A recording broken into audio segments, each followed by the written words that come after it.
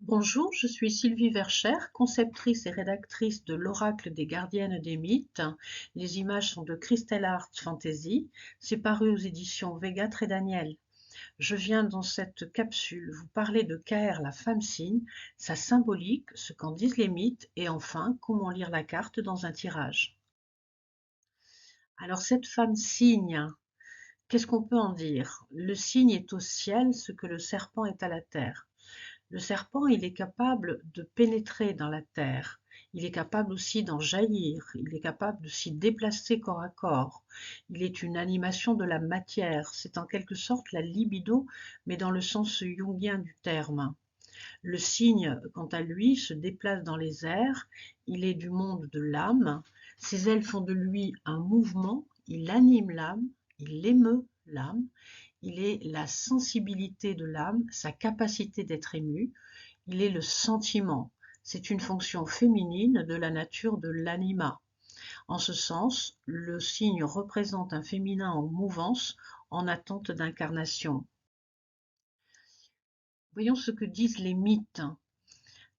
Partout sur la Terre, nous trouvons beaucoup de mythes qui racontent l'histoire de femmes cygnes qui épousent des hommes humains qui leur prennent leurs vêtements de plumes.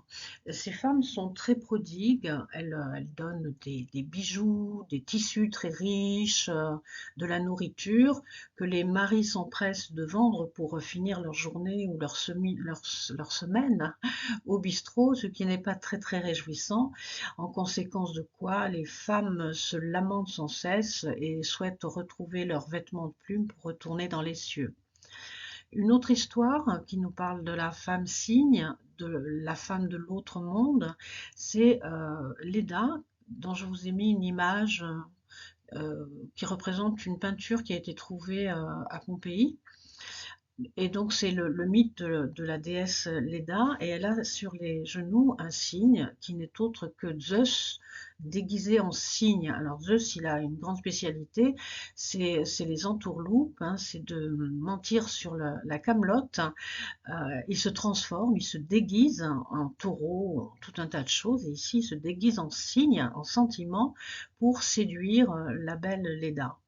Leda, elle a une particularité, c'est-à-dire que souvent après son accouplement avec Zeus, elle tombe dans un sommeil qui dure vraiment trop longtemps. Et nous avons trouvé quelques restes d'un texte d'invocation à Leda qui lui demande de revenir parce que sans elle, il n'y a pas de nourriture. Donc on est en présence de cette fonction féminine de sensibilité, de sentiment qui est enclose dans l'inconscient, qui n'est pas accessible à l'humain et à la conscience. Et au milieu, je vous ai mis une autre image un peu différente où nous avons deux signes et qui va faire référence au mythe qui est sous-jacent à la carte de Caer, puisque c'est le mythe du rêve d'Angus. C'est un mythe irlandais, et la particularité de ce mythe, c'est de se dérouler différemment et de finir différemment. Angus est un dieu qui rêve d'une femme dont il tombe éperdument amoureux, à tel point qu'il n'a de cesse de la retrouver dans le monde concret. Donc il y a tout un tas de péripéties, parce que c'est pas facile dans le monde concret de se reconnecter et de retrouver la fonction sentiment et la sensibilité féminine de la psyché. Mais il finit par découvrir que cette femme, elle existe bien. La nuit, elle est sous forme de femme, mais elle est en rêve, hein, c'est-à-dire qu'elle est bien dans la psyché. Et la journée, elle est sous forme de cygne, donc elle n'est pas encore incarnée en tant qu'humaine.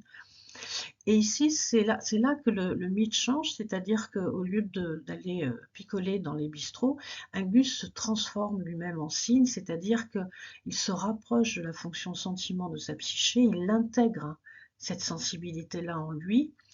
On a donc un rapprochement entre le masculin et le féminin sur le plan du sentiment et dans le monde psychique. Donc ça, c'est intéressant. Ensuite, il y a un petit détail de la fin du mythe, et comme tous les détails, hein, dans les rêves et dans les mythes, c'est toujours très important. Lorsqu'ils sont tous les deux en train de voler, ils font 3 fois le tour du lac avant de disparaître.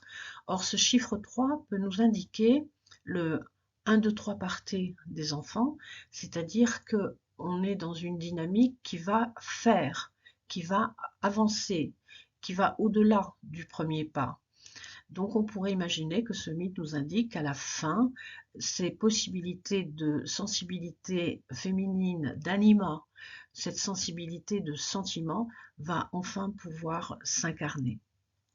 Et donc c'est pour ça que j'ai choisi KR pour représenter la carte.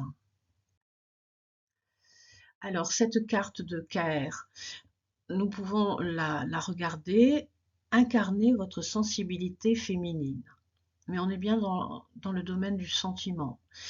On peut la voir, elle est toute douce, toute belle, toute fleurie, toute blanche, avec du rose. Elle est vraiment dans un monde onirique. Il n'y a rien ici qui blesse ce féminin.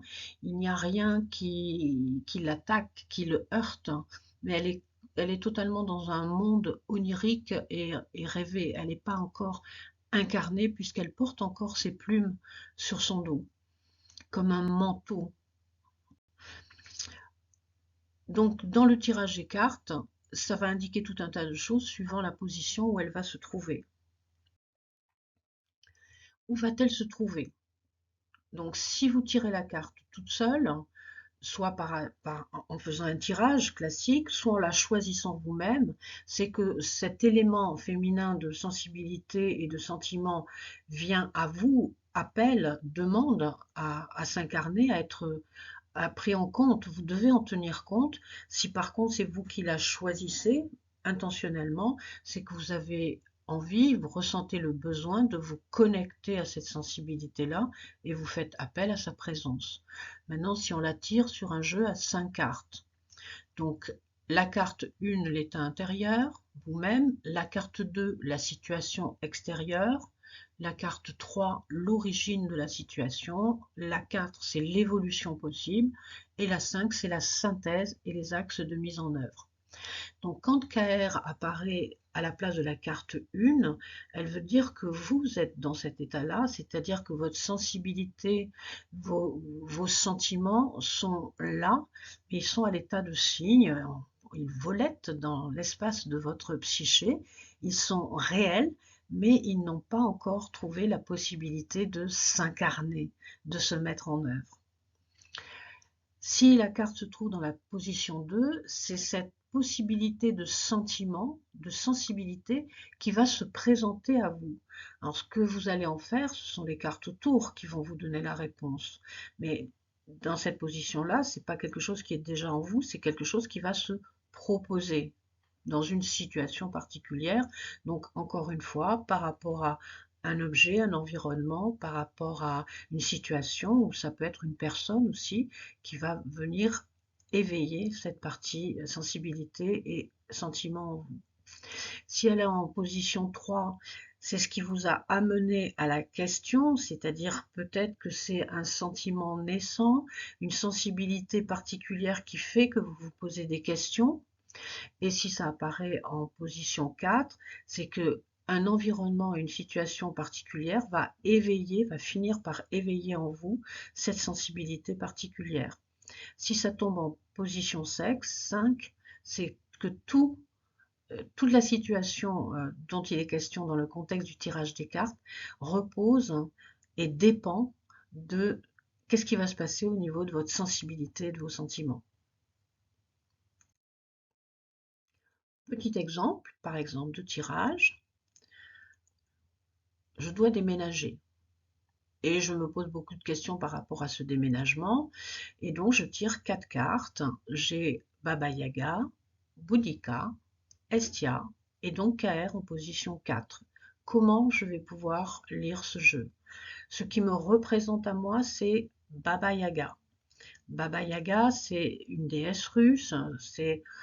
Des fois, elle est représentée comme une jeune femme, mais très souvent, on la connaît plutôt comme une vieille sorcière.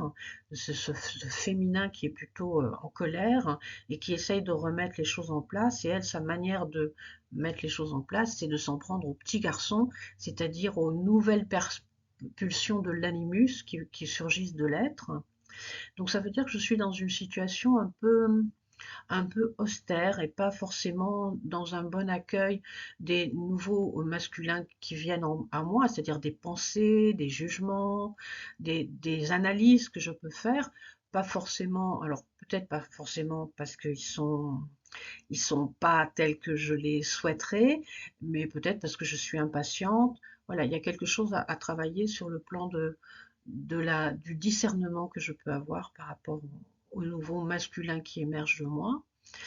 La carte en face, c'est Boudica. Donc Boudica, c'est une reine celte, hein. C'est à la fois une déesse, mais c'est aussi une reine historique, hein, et qui, je vous le rappelle très rapidement, s'est battue contre les Romains parce qu'ils avaient violé ses filles et ils l'avaient fouettée. Et donc, elle a gagné quelques batailles.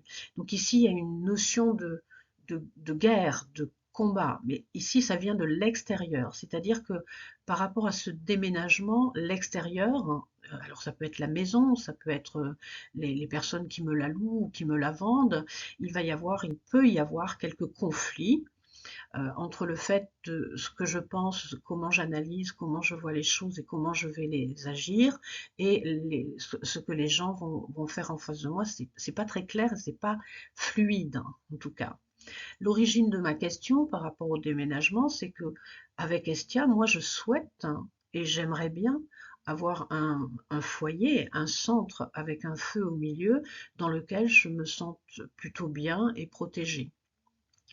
La réponse c'est KR, c'est-à-dire que là on a la femme cygne, ce féminin aspire à se trouver près du foyer, dans la protection d'un foyer.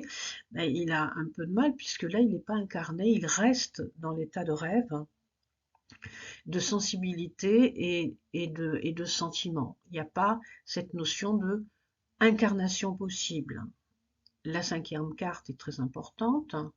Et ici, je trouve Artémis, donc Artémis qui va faire la synthèse de l'ensemble, c'est-à-dire que pour dénouer la situation, je peux faire appel à cette fonction Artémis en moi-même, qui est non pas vraiment une guerrière, mais qui est un féminin souverain, en toute possession de sa puissance et de sa souveraineté, puisqu'elle est féminin, euh, Artémis n'est pas une vierge hein, telle qu'on le décrit aujourd'hui, puisque c'est elle qui a donné naissance à 50 Amazones. Elle a des amants, elle a des amoureux, mais ce qu'elle a surtout, c'est un arc, c'est-à-dire qu'elle a sa puissance masculine intégrée, son animus, qui lui permet de tuer tout ce qui peut porter préjudice au féminin. Dans le mythe d'Artémis, tous les gens qu'elle tue, c'est des gens qui ont voulu tuer ses biches ou ses prêtresses, etc. C'est-à-dire elle détruit tout ce qui peut lui porter préjudice. Donc ici, la clé de ma problématique, c'est de faire appel à cette fonction animus qui va, entre autres, qui fait appel à Baba Yaga. Je vous rappelle, Baba Yaga, elle s'occupe des petits garçons hein, et elle aime bien les bouffer, les faire grossir et puis les bouffer. Et ici, on a Artémis avec sa flèche, hein. Et donc, il y a l'intégration de l'animus à faire, c'est-à-dire d'arriver à bien discerner les idées, les jugements, les pensées, les analyses. On est dans le discernement, ne pas se tromper. Et Artémis, ça, sait très bien le faire. Elle a intégré son animus.